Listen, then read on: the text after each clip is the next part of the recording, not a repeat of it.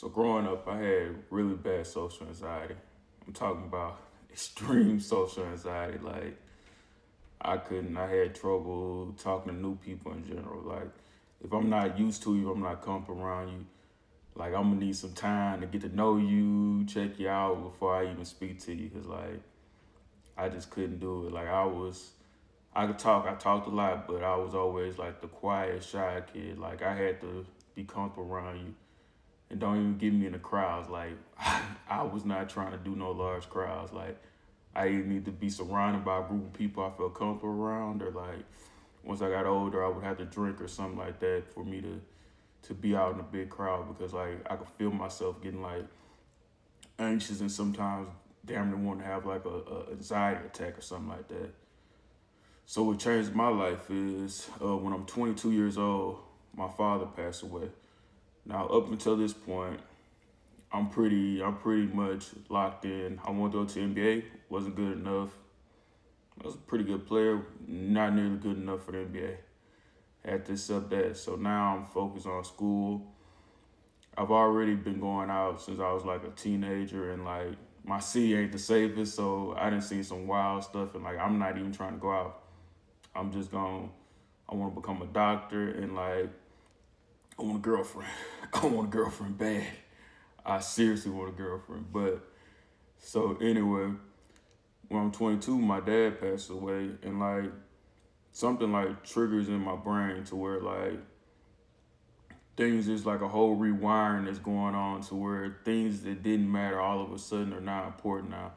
Like now I'm like at first it's like I just want one girlfriend, we'll get married, have kids. I'm like now my brain is telling me is that smart? Does that make sense? How do you know one woman is the right woman for you? I'm like you haven't really traveled that much. You traveled a little bit with your family, but you as a grown man, I think you went to Houston one time with your friends. It's like you've never been to concerts, like you love comedy, you never been to a comedy show. So boom, I'm running through all these things I've never done. I'm like, I cannot be where my dad is right now. And like thinking to myself, why didn't I kiss this girl? Why didn't I go to this place? Why didn't I have this specific experience? So as all this is happening, I make this whole agreement with myself, like you gotta make sure you do right by your mom, your sister, you know, they're your responsibility now. But other than that, like we going crazy. We are going crazy. I am going to live life like no other human being has lived life before. And I have not failed. I've had an insane life, but I'm sure it's many people much more insane. But so anyway, get a girlfriend. We knocked that out early. First day back at work, I damn near had a girlfriend. I was focused. So we knocked that out. But I'm living life. I'm going out more. I'm at a bar a couple times a week. I'm going to concerts. I go to music festivals. I go to comedy shows. Like I'm living my life. Every now and then, it's like a random hookup. Like I'm living a lot different than I used to live. So anyway, fast forward. I've been doing this, and I make a new best friend at work. I spent most of my 20s working a retail job. I make a new best friend, CD. CD at the time has a girl, but they doing the long distance thing. I got certain opinions on the long distance thing, but hey, that's my man. If we want to do that, cool. CD is a great dude. You know, he trusted his girl, and he was not going out with me. But fast forward, eventually him and his girl break up. I figured she was probably cheating on me. That's what the story seemed like it was adding up to, but who knows? She ends up breaking up with him. And now CD wants to come outside with the big dog. He begged me like, bro, like it's time. You've been asking me, let's go. So anyway, I say, CD, I need a trip, bro. Like you down for a trip? He like, that's exactly what I need right now, bro. So we land on Miami. Now mind you, CD laid back as hell, and like I'm a control freak. So CD already let me know, like, bro, it's just me. I work full time. You work full time. Hey, just let me know how much it costs. Boom, I'm gonna shoot you the money. We doing this. So we set up the hotel. We set up the plane ticket. All that's done. Now I gotta kind of build the trip out, and I gotta figure out what we doing. So at that time, Groupon is popping. Like Groupon is hot as fish grease. So I jump on Groupon. Scrolling down Groupon, all I'm seeing is skydiving, skydiving, skydiving, skydiving. So I look at CD, I'm like, jokingly, hey bro, you want to skydive? CD takes this long pause and like, HWKN, we can do that. You sure? Yeah, we can do that. So me and him Groupon 2 tickets to go skydiving in Miami. So boom, a bunch of things play out in Miami, but I don't want to make this video too long, but a bunch of, if y'all ever want to get into it, I'll talk about that too, but a bunch of stuff plays out in Miami. But anyway, that night we get back to our hotel and we got to go skydiving that morning. So I'm doing a little research on skydiving and like, it starts getting a little grim for me.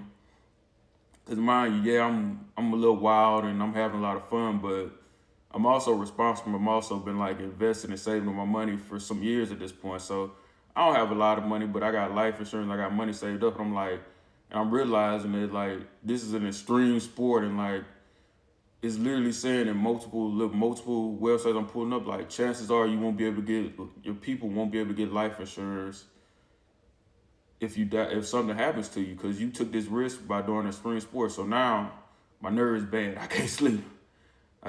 So anyway, so CD, he trying to sleep. He a little nervous too. So I asked him, I'm saying, hey bro, how you feeling about it? He hit me with I'm feeling okay. I don't know. I'm feeling okay. I guess what you thinking? Like, I don't know, bro. Like, I done saved up I done saved up quite a bit, I'm proud of it. It ain't a lot of money, but I'm proud. It's a few, it's a good amount, some $1,000 I done saved up. I'm like, my mom don't have access to none of my accounts. She ain't gonna be able to get my life insurance. And then she don't even know I'm doing this craziness, because she would have told me, ain't nowhere in hell you supposed to be doing this, boy. So anyway, he like, well, won't you just send your mom the information right now to all your accounts? I look at him like, dog, you don't mind your damn business? So anyway, we get through the night. To make matters worse, I am just like psychotic. I have seriously very bad issues. So we renting a car for the whole time we in Miami. I'm driving the car.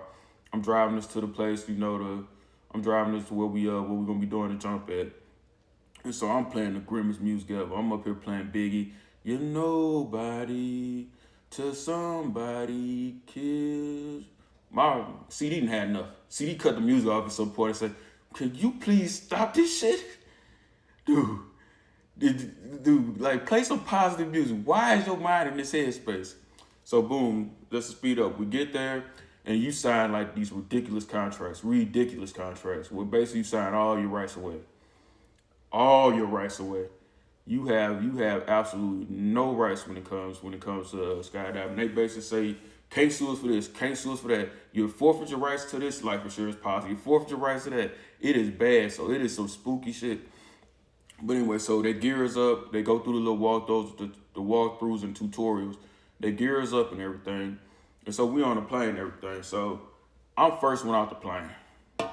I'm glad to be first one out the plane, but I'm first one out the plane. CD is actually like one of the last people to go out the plane. I'm first to go out the plane. So I go out the plane. I'm living the type of my life. This is the best feeling I've ever had in my life. And I've had a lot of great feelings. This is the best feeling I've ever had. I'm going crazy. And so I get to the ground. Me and my guy, we high five, me and him hype. And so I'm waiting for my dog. I'm seeing everybody else coming out. Everybody else hype. I'm waiting for my dog. And my dog CD, in my mind, is the coldest man I've ever seen in my life. I'm up in here like, this my dog. CD come on that thing like he done this his whole life. He just, like, he ain't phased. My dog get a little bit closer. I'm like, damn, CD, like, this don't phase you nothing. Like, you the coldest dog. I'm buying all your shots tonight.